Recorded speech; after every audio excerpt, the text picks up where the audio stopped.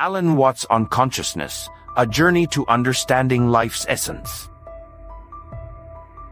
Alan Watts was an English philosopher known for explaining Eastern philosophies to the Western world in a way that connected deeply with people looking for new insights into life and consciousness. His ideas about consciousness, which is our awareness of being alive, thinking, and experiencing, can be life-changing for anyone interested in understanding the nature of their own mind. Watts approached this topic with a refreshing blend of simplicity, humor, and depth that makes complex ideas about consciousness seem accessible to everyone. When Alan Watts spoke about consciousness, he often focused on a few core ideas: the illusion of separation, the interconnectedness of all life, and the idea that we are, in many ways, both the observer and the experience itself. For Watts, consciousness was not merely a scientific phenomenon but also a spiritual journey, one where discovering the essence of our awareness could open up new ways of living, thinking, and experiencing reality. At the heart of Watts' philosophy is the idea that humans often feel disconnected from the world around them. We see ourselves as separate individuals with clear boundaries between me and everything else. But Watts proposed that this separation is an illusion, and instead, we are part of a greater whole, a universal consciousness. In his view, the boundaries we create between ourselves and the world are just mental constructs, and realizing this can free us from unnecessary worry, stress, and loneliness. Watts emphasized that understanding consciousness begins with recognizing that we are more than just our thoughts, feelings, and bodies. He would often describe how people typically go through life identifying with a self, or an ego, that they believe to be their core identity. This ego, however, can often be an obstacle to true understanding and peace. When we fixate on this limited view of ourselves, we begin to define our lives by our jobs, our possessions, our social roles, or how others see us. Watts argued that this small self is only a small part of who we truly are. It is just a mask, an illusion, that hides our deeper nature. One of Watts' famous analogies is that of the ocean and the waves. He would say that each person is like a wave in the ocean, unique in appearance and movement but ultimately still part of the same body of water. Waves may seem separate, but they are never independent of the ocean itself. In the same way, Watts believed each of us is a unique expression of the universe, but we are also part of something much larger. Recognizing this interconnectedness can be a powerful shift in how we view life.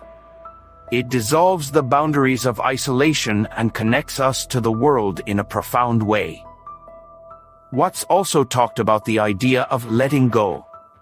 He believed that most of our struggles with consciousness come from resisting the natural flow of life. We try to control outcomes, avoid discomfort, and maintain a rigid idea of what we want and who we think we should be. This constant effort to control and resist creates tension and stress. But when we learn to let go, we allow ourselves to experience life as it is, without judgment or fear. By doing this, we free ourselves from the grip of the ego and open ourselves to the flow of life. This flow, according to Watts, is where true peace and happiness are found. In Watts' view, consciousness is not just an experience of the mind but of the whole body, the senses, and the environment around us. To be truly conscious is to feel fully present in the moment, to feel the aliveness of every breath, every sound, every sight. He suggested that most people live on the surface of their own experiences, never fully diving into the richness of life as it unfolds. Instead of being fully present, we are often lost in thought, planning, worrying, or regretting. Watts believed that this way of living keeps us from truly experiencing life and blocks us from a deeper connection with ourselves and the world. Watts also emphasized the idea of seeing without judgment. This means perceiving life without the constant labels and interpretations we attach to everything. For instance, if we see a tree, our mind automatically labels it as a tree, and we stop really seeing it. We miss its uniqueness, its beauty, because we are too busy categorizing it. Watts suggested that by setting aside these judgments and simply experiencing what is in front of us, we can become more aware of life's wonders. This form of perception, often compared to a childlike sense of awe, allows us to experience the richness of life without the filters of expectation or prejudice.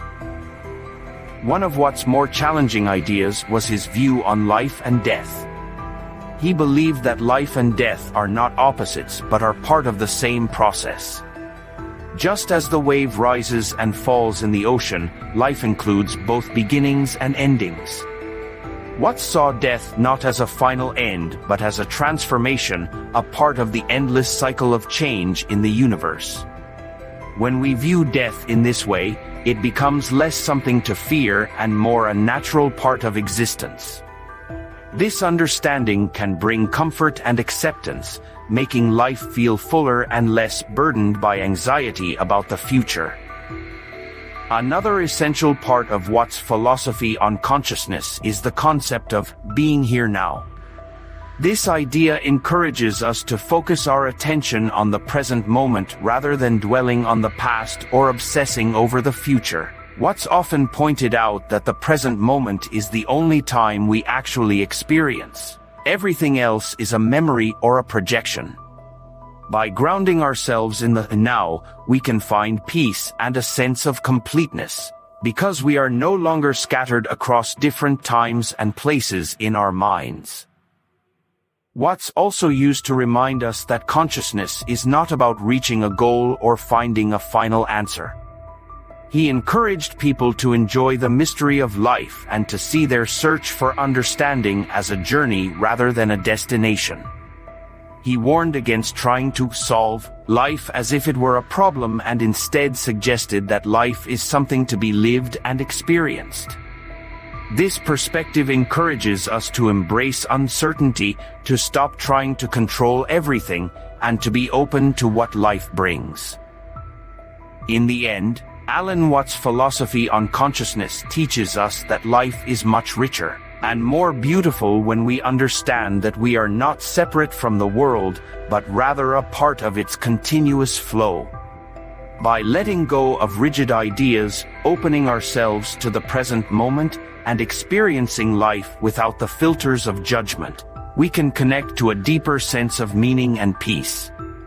Watts' ideas are an invitation to experience the beauty of life in its raw, unfiltered form, to step beyond the limited self, and to realize that we are part of something far greater than we could ever imagine.